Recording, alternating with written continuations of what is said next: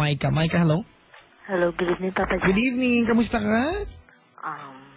Fine. Fine. May paglandi sa dulo, ha? Micah, lakasan mo. Dikit mo yung lips mo sa lips ko. Okay. Ayan. Parang basa. Ay, ano ka ba? Joke lang. Ano ginagawa ni Micah sa buhay? Working as now. Ano po? Ma'am, lakasan mo po. Nagtatrabaho. Nagtatrabaho. Ano pong hanap buhay ni Micah? Ano ba? Caregiver? Caregiver. O tagapag-alaga? Malamang po. Tagapag-alaga. Caregiver po yan. Caregiver. Alright. At, gano'n ka nakatagal na caregiver? Almost 1 year na. Agency kasi kami, Papa Jack. So, Agency. Anong inaalagaan mo po? As of now, transfer ako, baby. Baby po. Sige. Bakit napatawag si Micah kay Papa Jack?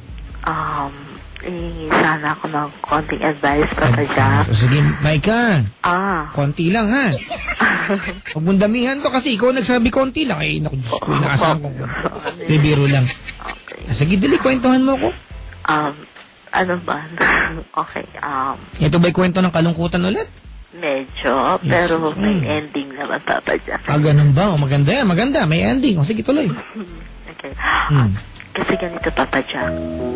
Ano siya akin naman yun? Meron ako naging text me. And then, naging best friend ko siya through text. Ano ba yan? Nakuha ako sa tugtog. Okay. And then, after that,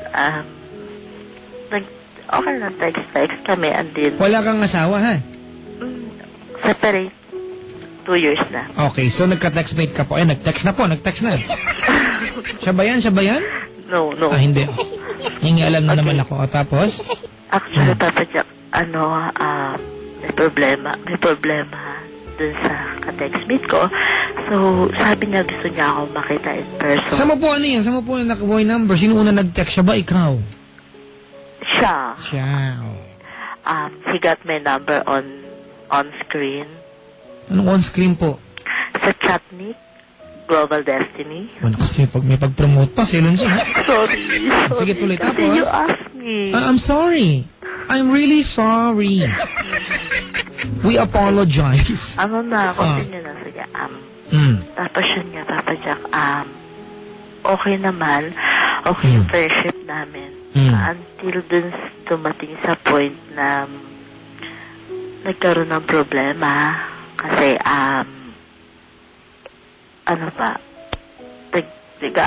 nag-open siya ng parang ibang part na, hindi na siya friendship. Nanligaw. Yun din pa diretso. Ito naman, 32 ka na, papaligoy-ligoy ka pa. Ngayon? Tapos, okay lang. Sabi ko, why not? Kasi diba, welcome naman kami to each other. Kaya lang.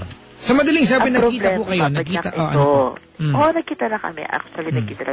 Siya mismo yung pumunta dito. Sa bahay niyo? Oo. Okay. Siya mismo yung nagpakita. Ilang taon na po siya? 30. 30 na. Ikaw 32. Yeah. Malapit-lapit naman.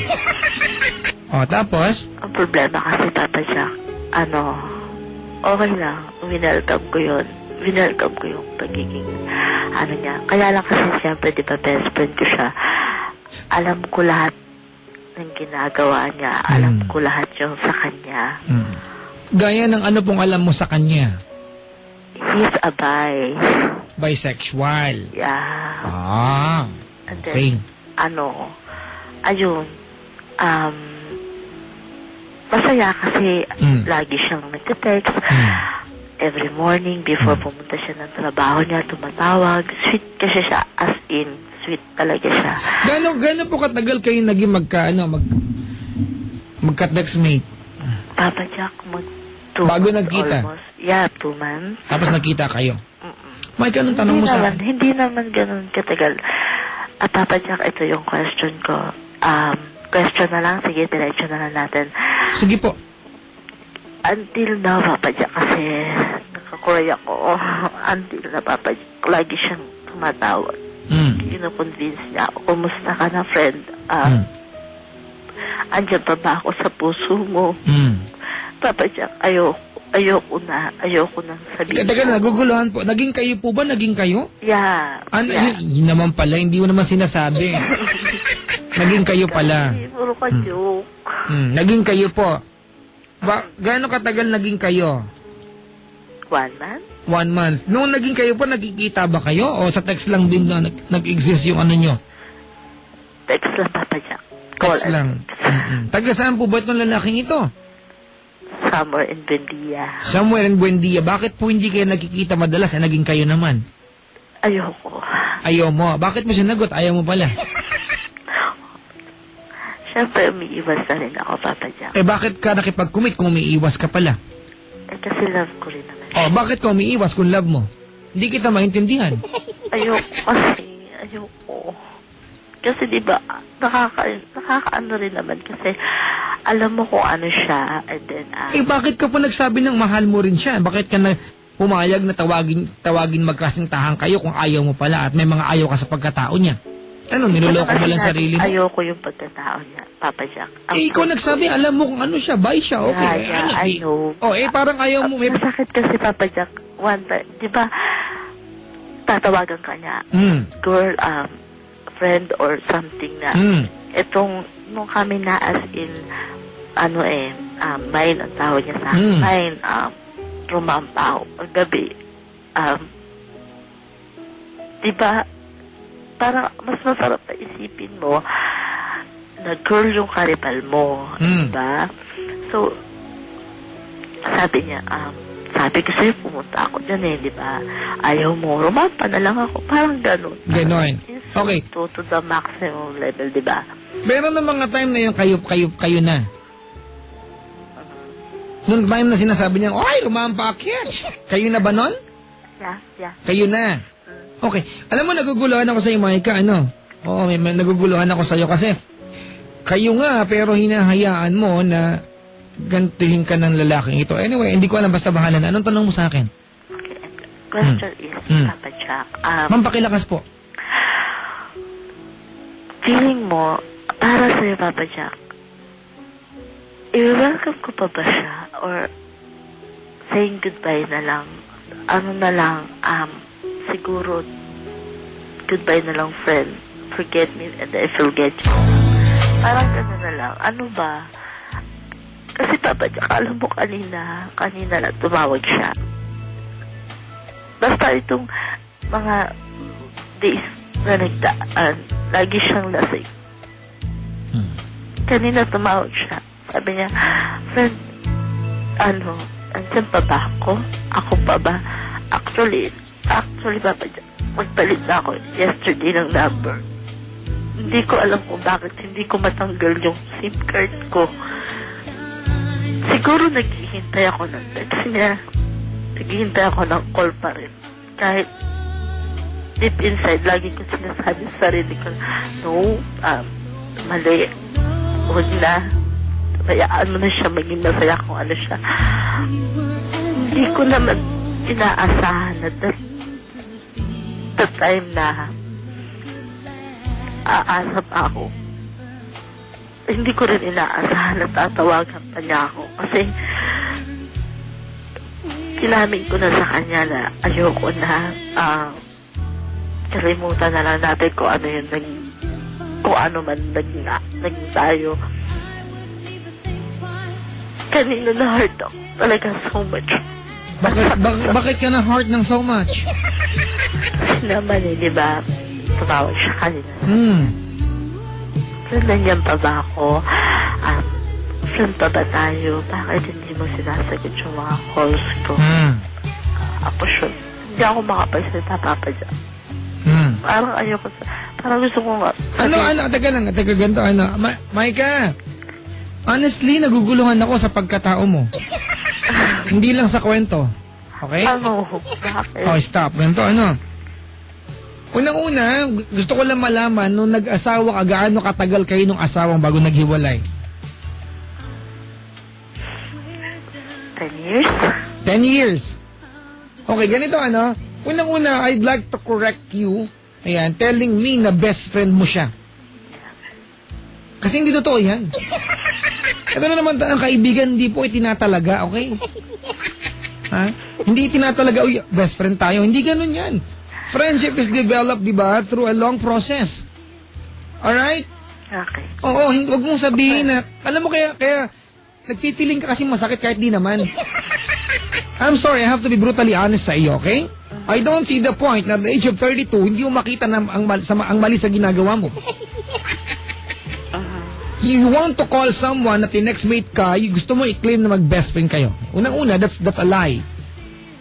Hindi yan totoo.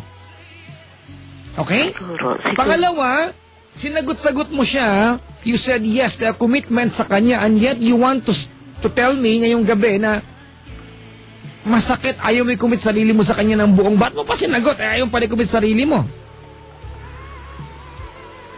Diba? Tapos naging kayo, hindi naman kayo nagkikita. Kung ano kayo na magkaibigan kayo na magka-textmate kayo, naging ganun pa rin kayo kahit na naging kayo na. At you allowed this person, diba, to cheat on you.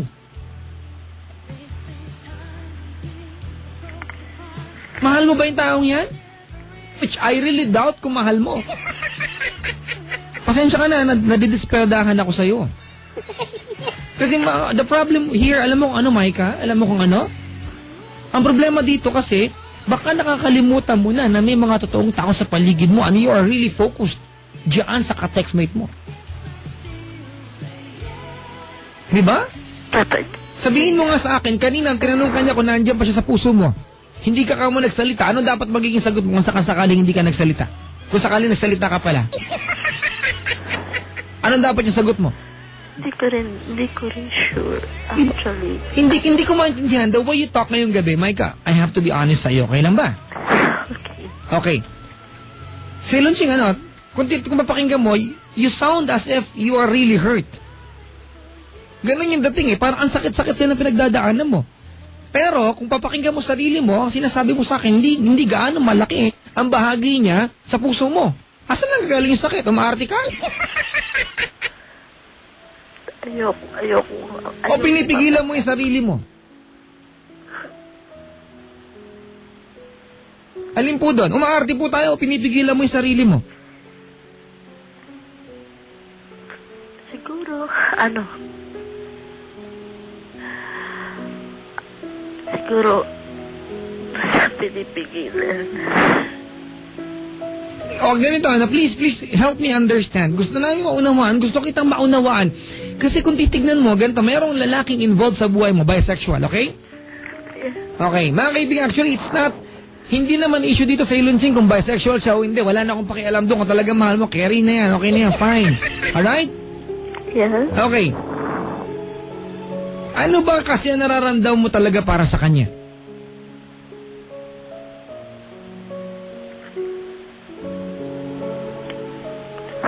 Namimiss ko siya lagi. Kasi Hindi mo nga nakasama yan No. As in. Di ba hindi mo nakasama yan? Ang tangi naging komunikasyon nyo ay text. Di ba mali? Naging kayo nga hindi nga kayo nagkita Kita kami, Papa niya. Nagkita kayo isang beses. Hanggang sa Nagpupunta siya dito. Sabi mo isang beses. Ano no? Nagpupunta siya dito. Lakasan mo yung boses. Every Saturday. Nagkikita kayo?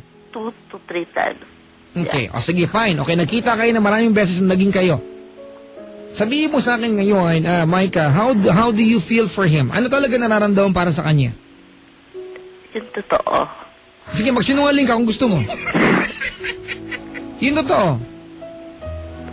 Galit na si Bong Muyar, tumataba tuloy. Tuloy mo, dali. Papa Jack, mahal ko siya, Papa Jack. Exactly, yan ang gusto kong marinig, mahal mo. What's holding you back? English, Lunching, ha? Parang call center ang dating ko, ha? Nag-offer ako ng ha? So sabihin mo what's holding you back? Ano yung pumipigil sa'yo? Bakit ayaw mong pakita sa kanya ito?